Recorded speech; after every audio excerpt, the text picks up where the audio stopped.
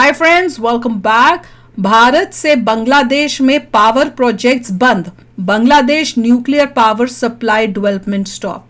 वही है सिचुएशन, और बदतर होती जा रही है। अभी न्यूज़ ये भी सुनी हमने कि ये जो बांग्लादेश का प्राइम मिनिस्टर है, उसकी कोशिश थी कि मोदी जी अब यूएस से आए हैं तो वहाँ पे मीटिंग हो जाए मोदी जी से, और लग रहा है कि मोदी जी ने ऑलमोस्ट ना बोल दी है और मीटिंग नहीं करने को तैयार। तो सिचुएशन तो भैया ख़राब है ही इनके लिए। तो चलो वीडियो शुरू करते हैं। वीडियो शुरू करने से पहले अगर आप चैनल पर नए हो और आपने अभी तक सब्सक्राइब नहीं किया तो जल्दी से पहले सब्सक्राइब के बटन और बेल आइकन को क्लिक कर लो, ताकि आपको हमारे सारे न्यू वीडियोस के नोटिफिकेशन मिल जाएं जैसे हम अपलोड करें। अगर आपको वीडियो पसंद आता है प्लीज लाइक एंड शेयर। चलिए शुरू करते हैं। क्या आप जानते हैं कि बांग्लादेश में मात्र एक ही न्यूक्लियर पावर प्लांट है और रशिया ने बनाया था। ऑलरेडी कंस्ट्रक्शन का काम चल रहा था, ये वो रशिया लेकिन वाला है। अब उस पर भी कंस्ट्रक्शन का काम पूरी तरह से बंद हो चुका है, जिसके बाद बांग्लादेश की नई सरकार को भारत की याद आ रही है।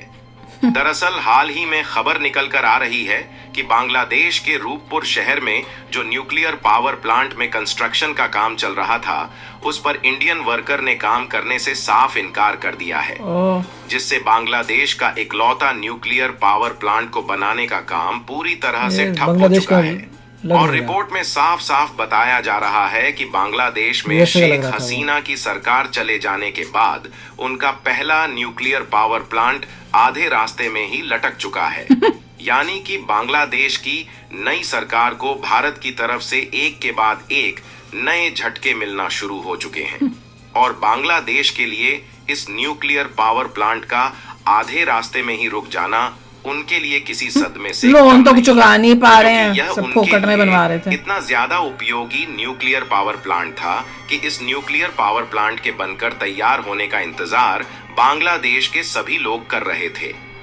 पूरी डेवलपमेंट क्या है इस वीडियो में समझते हैं, और आपको यह भी बताएंगे कि इस न्यूक्लियर पावर प्लांट के कंस्ट्रक्शन का काम किस लिए बंद कर दिया गया है और इसका उपयोग किस लिए किया जाना था। पैसे नहीं दे रहे। आगे बढ़ने से पहले इस वीडियो को एक लाइक करके चैनल को सब्सक्राइब जरूर कर लीजिए, क्योंकि यह आपके लिए 1 सेकंड का काम है, लेकिन इससे हमारी काफी बड़ी मदद होती है। देखिए, इस बात में दो राय नहीं है कि बांग्लादेश के हालात इस समय बिगड़ चुके हैं, और ऐसे समय में उनकी अंतरिम सरकार को दिमाग से काम लेने की जरूरत है। लेकिन बांग्लादेश की नई सरकार द्वारा ऐसा बिल्कुल भी नहीं किया जा रहा है, क्योंकि बांग्लादेश अपनी जरूरत के लिए जिस देश पर सबसे ज्यादा डिपेंडेंट है वह है भारत, रूस और ऑस्ट्रेलिया, जिसमें भारत और ऑस्ट्रेलिया के साथ बांग्लादेश का सीधे तौर पर व्यापार होता है। तो वहीं रूस ने बांग्लादेश में अलग अलग सेक्टर के लिए काफी सारा इन्वेस्टमेंट किया है, जिसके कारण आज के समय में बांग्लादेश भारत के साथ साथ इन देशों का काफी सारा पैसा लेकर बैठ चुका है।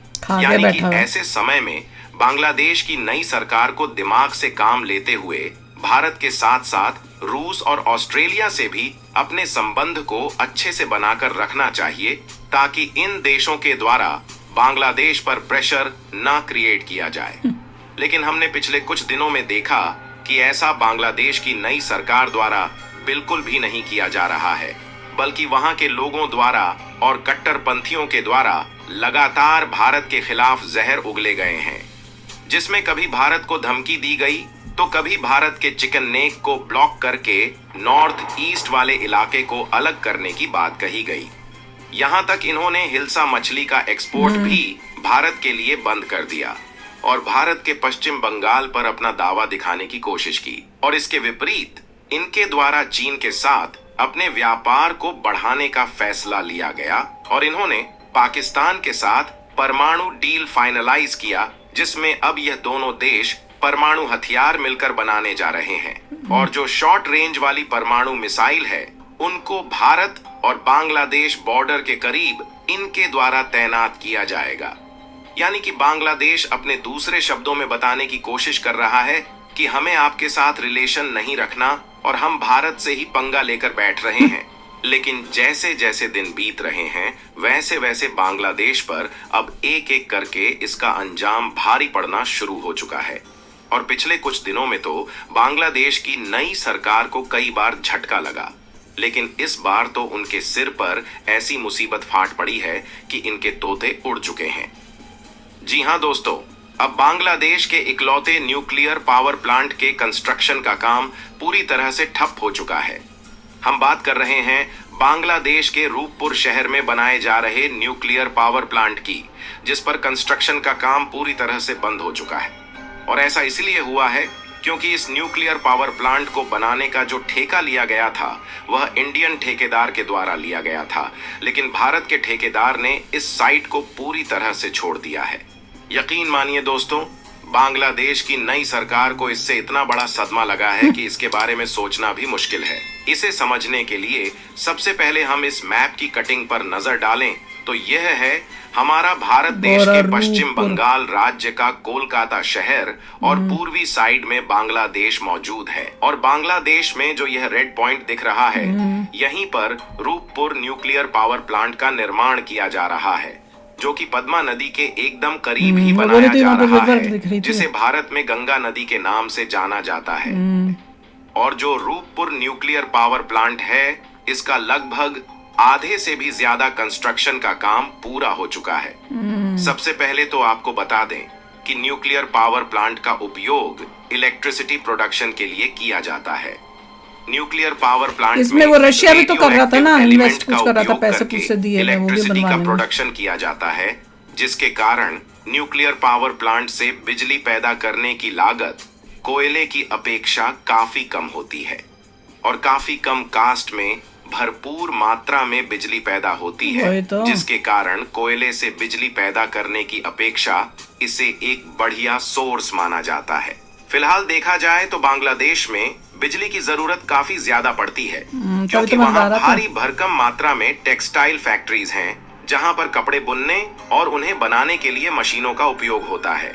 लेकिन बांग्लादेश में काफी कम पावर जनरेशन प्लांट है, जिसके कारण उन्हें भारत से बिजली की सप्लाई लेना पड़ता है। तो वो बनवा रहे थे शेख हसीना के समय में बांग्लादेश में सबसे पहले न्यूक्लियर पावर प्लांट निर्माण करने का निर्णय लिया गया था। इसकी जो इन्वेस्टमेंट और लागत थी, इसको रूस के द्वारा बांग्लादेश को कर्ज के रूप में दिया गया और इसे बनाने का जो ठेका है उसे भारत की ट्रांसरेल लाइटिंग नामक कंपनी ने $524 मिलियन में लिया था।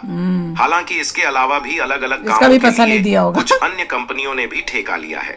आपको बता दें कि रूपपुर शहर में जहां पर इस न्यूक्लियर पावर प्लांट के निर्माण का काम चल रहा था, वह लोकेशन बांग्लादेश का जो ढाका शहर है वहां से लगभग 160 किलोमीटर दूर है, जिसके कारण सबसे बड़ी बात केवल इस न्यूक्लियर रिएक्टर का ही निर्माण करना नहीं है, बल्कि बिजली को अलग अलग शहरों तक पहुंचाने के लिए जो ट्रांसमिशन लाइन बिछाई जा रही थी, यह काम काफी ज्यादा मायने रखता है।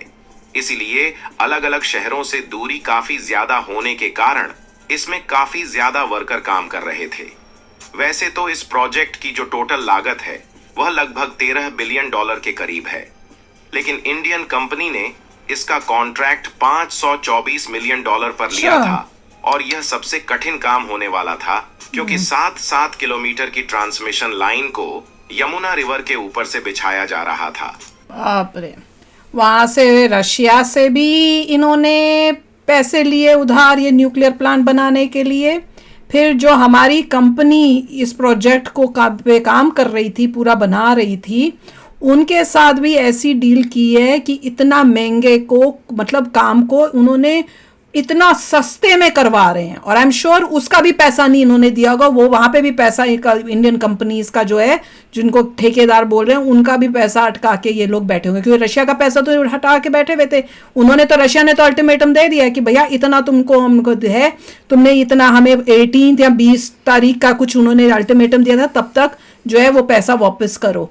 अब यहाँ पे इंडियन कंपनी ये बना रही थी, ये न्यूक्लियर प्लांट का काम इंडियन कंपनी कर रही थी, और यहाँ पे इन्होंने जो है बखेड़े किए हुए हैं। और ये देख लो, शेख हसीना भी, वो भी उस एंगल से सोच रही थी कि कैसे मैं अपनी देश को इंडिया से जो है जितनी डिपेंडेंसी है कि हम उनसे बिजली लेते हैं, सब लेते हैं, डिपेंडेंट है, इसको धीरे धीरे खत्म करूं, उसका भी यही चल रहा था। वो चाइना से भी बातें कर रही थी, और जो रशिया ने हेल्प की है इसकी बांग्लादेश की, वो इसलिए की होगी क्योंकि इंडिया के रिलेशनशिप्स रशिया से अच्छे हैं और इंडिया ने ही इनकी बात कराई होगी बांग्लादेश की रशिया के साथ, जिसकी वजह से इनको ये न्यूक्लियर जो प्लांट बन रहा है उसका फायदा हो रहा था।